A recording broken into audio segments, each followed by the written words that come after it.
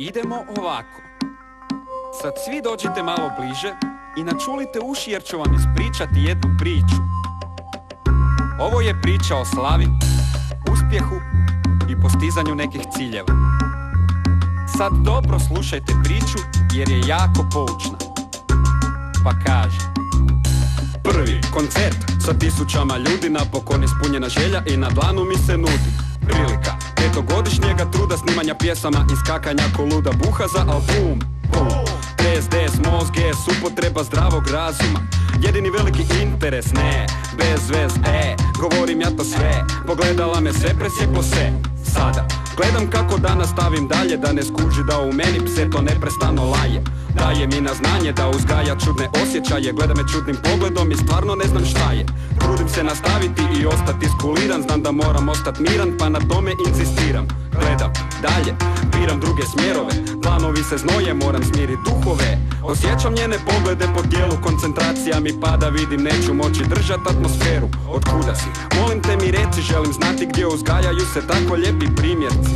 Otkuda si? Samo mi to reci, stvarno lijepi primjerci, molim te mi reci. Znam da me želiš, vidim ti u pogledu kad gledam te da tome se veseliš. Pazi, preljepa si, predivna si, gledam te i ne mogu vjerovati da takva cura može postojati. Znam da me želiš, vidim ti u pogledu kad gledam te da meni se veseliš. Reci, gdje je toliko izvora divote, reci otkuda si se stvorila ti božice ljepote. Sad, odjednom, pričam sa njom, idem u auto i totalno sam zbunjen. Vidim ona hoda pokraj mene dok u glavi pucaju filmovi i neke pomalo nepristojne scene. Pričamo i vozimo se lagano do moje kuće, gledam me tim očima i postaje mi vruće.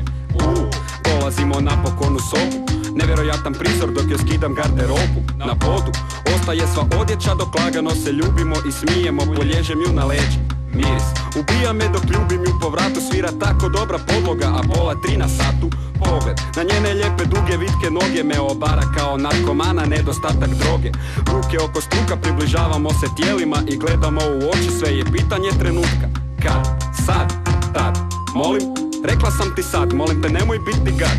Okej, ma nemoj se samo ljutiti, ja volim od dugovlan. Znam da me želiš, vidim ti u pogledu kad gledam te da tome se veseliš. Pazi, preljepa si, predivna si, gledam te i ne mogu vjerovati da takva cura može postojati. Znam da me želiš, vidim ti u pogledu kad gledam te da meni se veseliš. Reci, gdje je toliko izvora divote, reci otkuda si se stvorila ti božice ljepote. Znam da me želiš, vidim ti u pogledu kad gledam te da tome se veseliš. Pazi, preljepa si, predivna si, gledam te i ne mogu vjerovati da takva cura može postojati. Znam da me želiš, vidim ti u pogledu kad gledam te da meni se veseliš. Reci, gdje je toliko izvora divote, reci otkuda si se stvorila ti božice ljepote. Jutro, otvaram oči, znam da neću moći funkcionirati normalno nakon ovakve noći.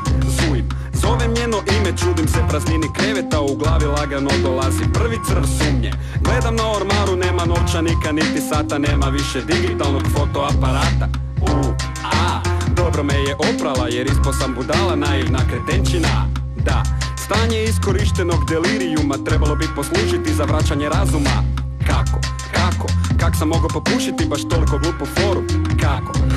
Kragu, a bio sam uvjeren da me želi. Bio sam siguran. Kako sam glup.